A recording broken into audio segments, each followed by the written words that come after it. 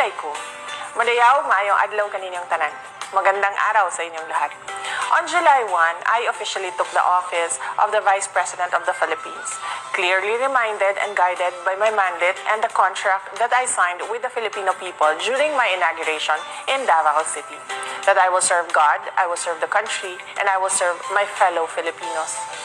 My first 100 days as Vice President had been marked by many challenges I had prepared myself for, given my long experience in government service and politics. Challenges are part of the job. They flow through your path as a public servant. They test your resolve, they test your determination, they test your dedication to public service, they test your anchor, and may even push you off track. You may sometimes lose sight of everything you intend to do because of these challenges.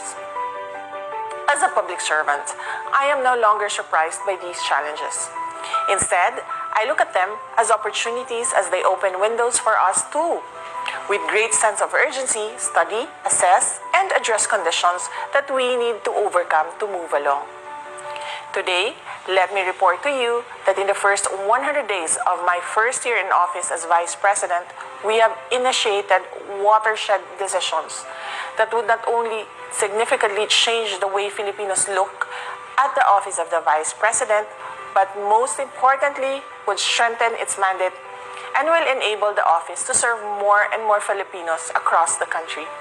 The watershed decisions that we have initiated, the reforms on the pipeline, the expansion of the existing social services programs, the implementation programs aimed at addressing lack of livelihood, and recovery from disasters and armed conflicts, these all bring us to an office of the Vice President that will never leave any sector behind. To ensure that services offered by the OVP will not only be concentrated in the National Capital Region, but will also reach the regions in Mindanao and the Visayas, we have established OVP satellite offices in Dagupan, Cebu, Tacloban, Zamboanga, Davao, Surigao del Sur, and Bacolod. This is first in the history of the Office of the Vice President. But more than that, the significance of the OVP satellite offices can be best appreciated by the number of indigent Filipinos being served day in and day out. The satellite offices have made the Office of the Vice President become more accessible to Filipinos, offering a menu of services such as medical and burial assistance.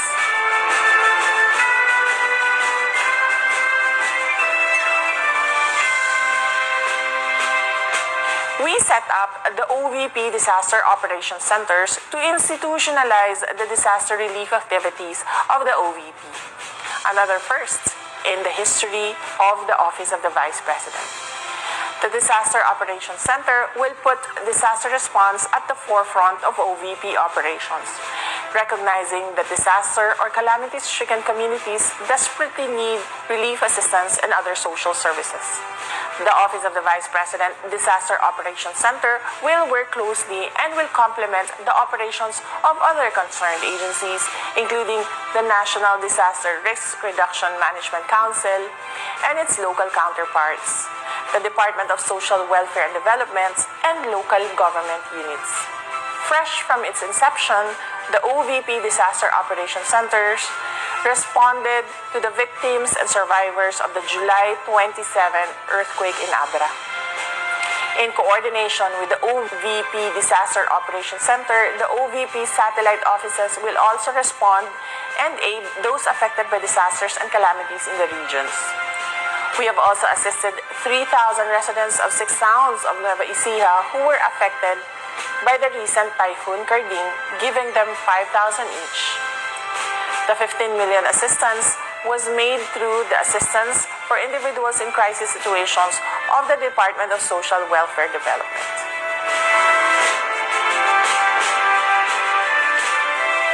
Coming into office, one of the challenges we immediately identified was the need for the Office of the Vice President's central office to be centralized.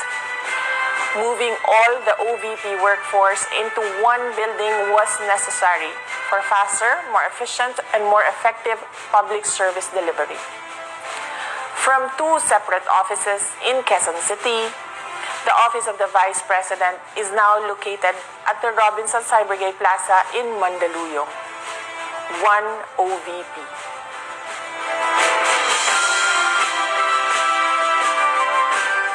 Our current goal is to establish a permanent office for the future vice presidents of the country. We have also conducted initial scoping and linkages with the National Center for Culture and the Arts, National Historical Commission of the Philippines, and the National Museum of the Philippines for the construction of Museum of all Vice Presidents of the Philippines.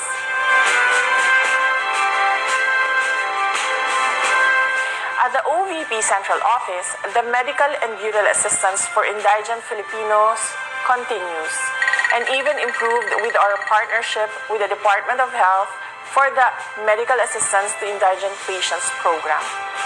The program covers at least 31 public hospitals all over the country. Our partnership with the Department of Social Welfare and Development enables Filipinos in crisis situations to access government assistance through the OVP satellite offices.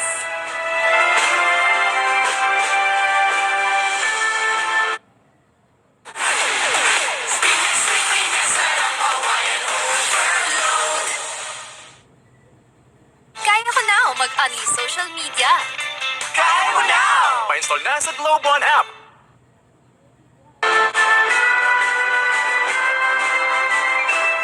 On August 3, we launched the OVP Libreng Sakay program to provide the riding public free transportation services in key areas in Metro Manila, Cebu, Lapu-Lapu, Mandaue, Bacolod, and Davao City. We hope that through this program, we will be able to provide relief to some of our fellow Filipinos who rely on public transport for their daily commute to work, to school, and many other places in the country. This is in partnership with the Department of Transportation.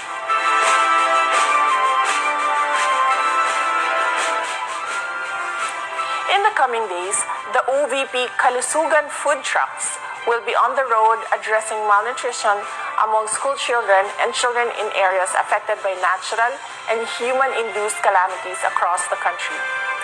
The implementation of the program is done in partnership with the Department of Education and the Department of Health through the National Nutrition Council. The Kalusugan food trucks will be deployed in target areas for 120 days, completing the cycle in which a child's nutrition is adequately addressed. We have also strengthened our diplomatic relations with other countries. Within a week of assumption, I received a courtesy call from the State Councilor and Foreign Minister of the People's Republic of China, His Excellency Wang Yi. I likewise received courtesy calls from the ambassadors of Australia, India, Ireland, Italy, Japan, Laos, People's Democratic Republic, New Zealand, Qatar, Thailand, United States of America, and Vietnam, and the head of delegation of the European Union in Manila. Among topics discussed include overall bilateral relations between the Philippines and their countries. These courtesy calls also touched on deepening or exploring possible cooperations in the areas of education, culture, and technology. On September 27, I represented the Philippines as the special envoy to the state funeral of former Japanese Prime Minister Shinzo Abe in Japan. Also with me in Japan were Trix and her mother. Trix is a grade 9 student from Dinalupihan, Bataan. She was invited to join me as part of the project You Can Be VP of the Office of the Vice President, a project that aims to inspire learners to dream big and aim high. Together, we met with Japanese Prime Minister Fumio Kishida. She also joined me during my visit to Minato Ward, Shibahama Elementary School in Minato City. And we met with officials from the Ministry of Education, Culture, Sports, Science, and Technology to exchange views on blended learning, values, and skill formation, STEM education, and COVID-19 response. Here's Trix sharing to us her You Can Be VP experience in Japan. Interesado po akong malaman po ang trabaho po ni Vice President Sara Duterte sapagkat po nais ko pong malaman kung paano po ang maging isang Vice Presidente ng Pilipinas. Kung paano at ano po ang mga ginagawa niya bilang isang Vice President at the same time po DepEd Secretary. Interesado po ako kung paano niya po ma-handle ang dalawang napaka-abigat na responsibilidad po dito po sa Pilipinas. Napakarami ko pong natutunan sa pagsama niya po sa akin. Isa po sa aking natutunan ay dapat po huwag po mahihiya sa mga nais ko pong ipabatid or nais po namin ipabatid dahil po ito naman po ay para po sa kapakanan ng lahat. At gusto ko po sabihin na maraming salamat po Vice President Sara Duterte sa walang sawang pagsuporta po sa katulad ko pong mag-aaral. Sana po ay hindi pa po kayo magsawa sa paggawa ng iba't ibang proyekto po patungkol po sa ikabubuti po ng edukasyon dito sa Pilipinas. At papaguro po, eskwelahan at mag-aaral po. Sana po ay hindi lang po ako ang makakita ng inyong mga ginagawa bilang Vice President at DepEd Secretary po. Maraming salamat po. The Japan trip was also an opportunity for me to meet with Filipinos working and living in Japan. And I hope to be able to meet more Filipinos in my future visits.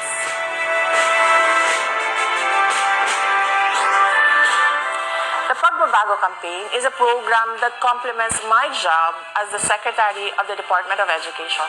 It aims to instill the importance of basic education and nurture among young Filipinos the value of determination and hard work as main ingredients to success. We give learners bags that contain school supplies and hygiene kits, but it also underpins the importance of responsible parenthood and family planning among parents. At least 3,220 students have already received Pagbabago bags. They are from remote areas in the country of Limasawa Island in southern Leyte, Municipality of Jordan in Island Province of Guimaras, Caramoan in Camarines Sur, Kidapawan City in North Cotabato, Siquijor Province, Dasmariñas in Cavite, and Bangued in Abra.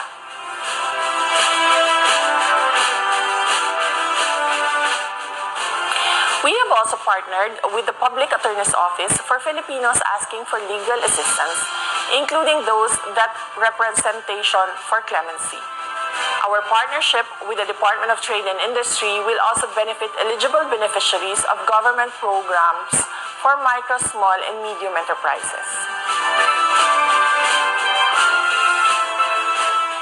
In the coming months, you can expect that the Office of the Vice President will roll out more programs and projects that aim to create production impacts and meaningful change in the lives of our fellow Filipinos, especially those who are less privileged, women and members of the LGBTQI+ community, those who are economically insecure, uneducated, and those who are severely affected by the aftershocks of the pandemic, natural disasters, and human-induced calamities such as armed conflict. Within 100 days, I traveled to 20 cities in Luzon, Visayas, and Mindanao, and went to the islands of Limasawa in southern Leyte, Siquijor, Guimaras, and Caramoan. And in the coming days, there will be more challenges ahead. Challenges that we hope to turn into opportunities to be able to serve you and our country better. We are just starting. Daghang salamat. Shukran.